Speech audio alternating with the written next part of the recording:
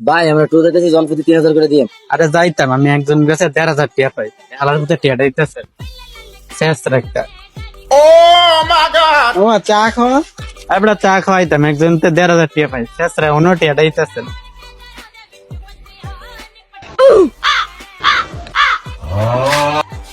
হ্যাঁ এই বেড়া কই তুই বেড়া, কয়টা বাজে বেড়া?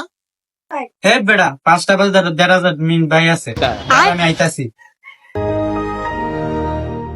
মামা আজকে যদি আমার কাছে 1,500 টাকা থাকতো, ওই দেখ রেস্টুরেন্ট তোর নিয়ে ভরপুর আমি খাওয়াইতাম। মামা তুই আমার আর এই কথাটা কইস না ভাই, তোর ফাউডা আমি ধরে রাখবো।